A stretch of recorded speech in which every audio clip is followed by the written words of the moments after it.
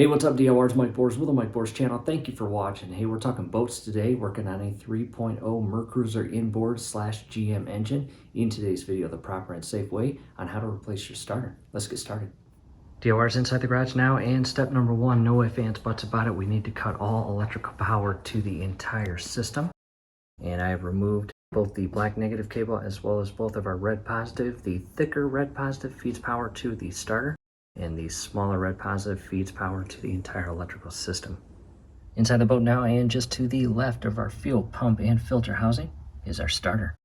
You can see several electrical wires feeding into and securing to the starter, and the starter secures inside where the Bendix will make contact with the flywheel during the starting process. DIYers, it's a really good time to take photos. Ensure that you have photos of all the electrical wiring and their respective connections. That's important when it comes time to install the brand new starter and resecure all of the electrical wiring properly. Camera in position looking down at the starter. We are going to start with the larger cable, and in our case, a 15mm nut. And DIYers, as you start removing all of these parts, do your best not to damage or harm any additional parts in the surrounding area. That would not be good.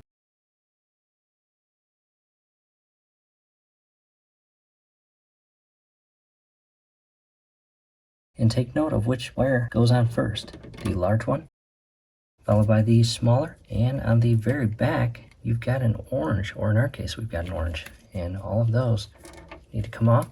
I'll set those back.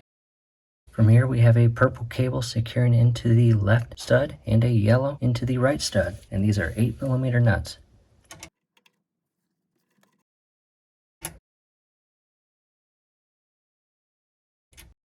And do your best not to drop these. We also have a washer. It's likely that the new starter will not come with new hardware. And I'll pull this off together. And there is the small washer.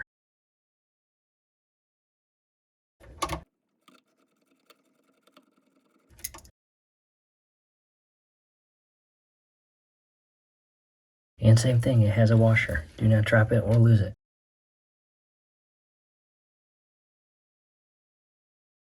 From here, the electrical wiring is disconnected, and we will shift our direction to the actual mounting plate, which in our case can test your patience because we actually have to remove this entire fuel pump and filter housing to gain access to that 13mm bolt.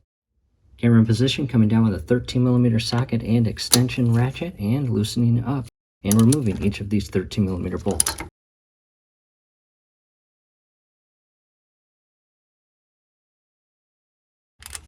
And the first bolt removed. It's probably a good idea to put paper towel down below to catch any fuel that leaks out. There's the second bolt.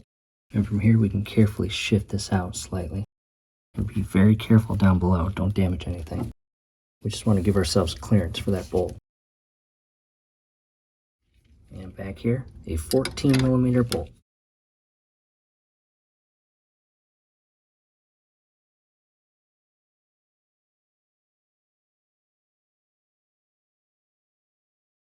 Take a step back and up into all of the parts and hardware we have removed up to this point, including all of the electrical wiring.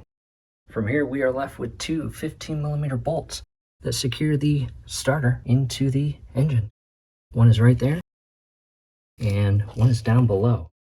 Making our way port side, and DIYers, down below in the comments is a playlist to all of our replacement videos, including an alternator, belt, pulleys, carburetor, and more. Definitely check that out.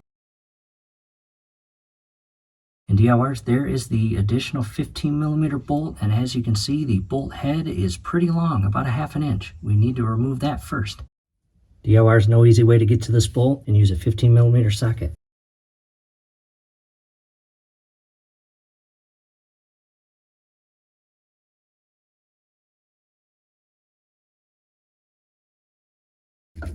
That bolt is now loose. I will leave that there. Back starboard side coming under and to the remaining or last 15mm bolt. And as you loosen this up, just be careful. The starter may begin to shift and fall. It's kind of heavy.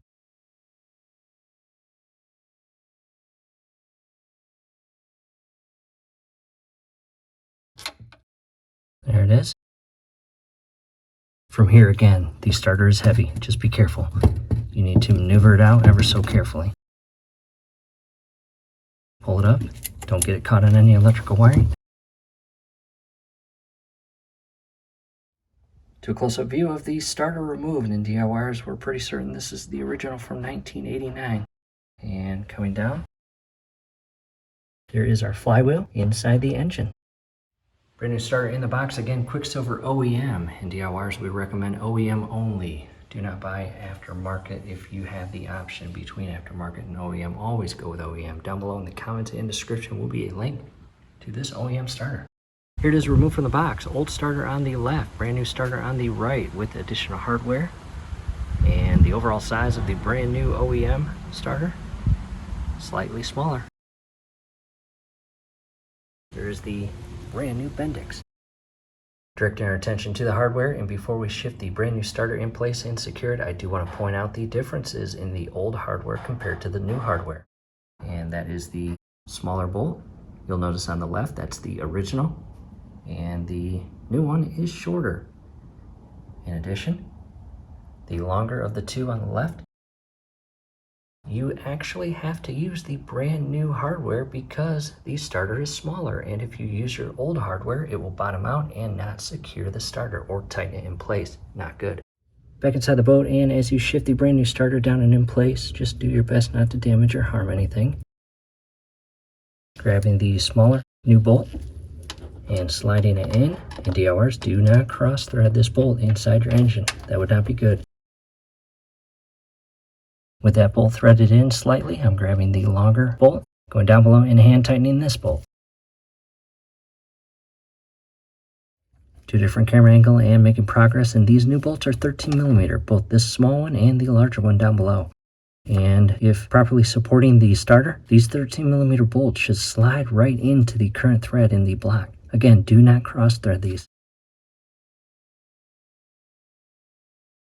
At the same time, coming down below and tightening up the longer bolt.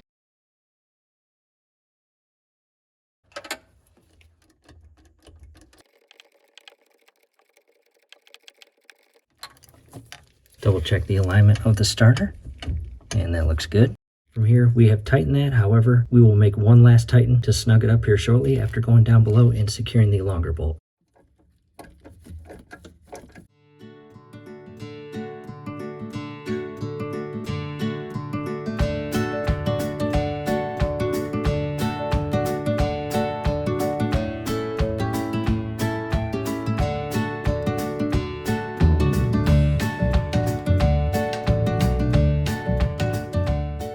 Coming back starboard side, and both bolts are properly secured.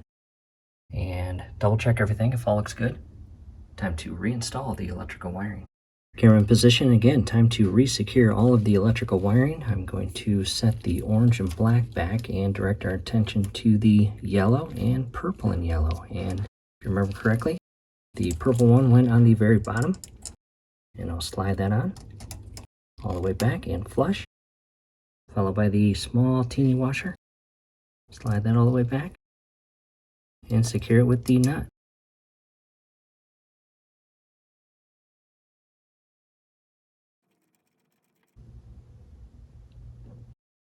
DIYers, do not over tighten these nuts. You will snap the stud. That would be terrible. Next, inserting the yellow wire, followed by the small washer, followed by the nut.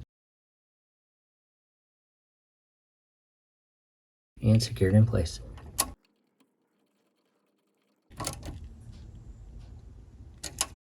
Next, directing our attention to the brass stud and coming in with the additional cables, starting with the orange, followed by this red. Hold that in place, come in with the power cable, which is the thicker of all three. And because it's a new starter and new part, it came with a new size nut. And in our case, 13mm.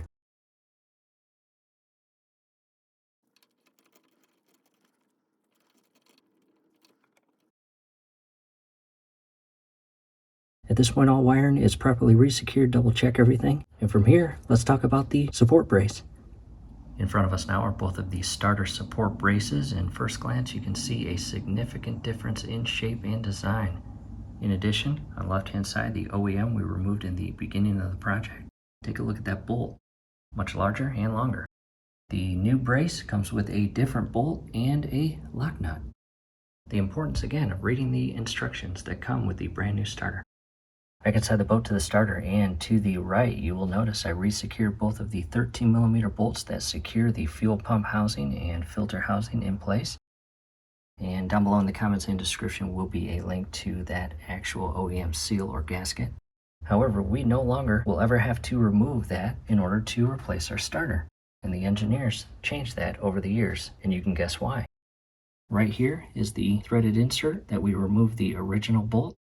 Coming over here, just a random bolt hole or threaded insert that has never had anything in it. However, we are going to use that per the instructions. Camera in position, and again, here's the starter. We are going to direct our attention to the upper threaded stud and come in with the brand new support brace. Loop it inside there, carefully shift it, and align the bolt hole right there. Hold that in place, and secure it and tighten it in place with the brand new bolt. Again, as always, do not cross thread this.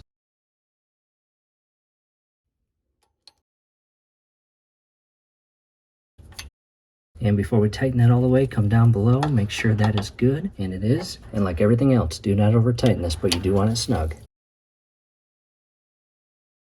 Next, down below, coming in with the lock nut, and that is a 10mm.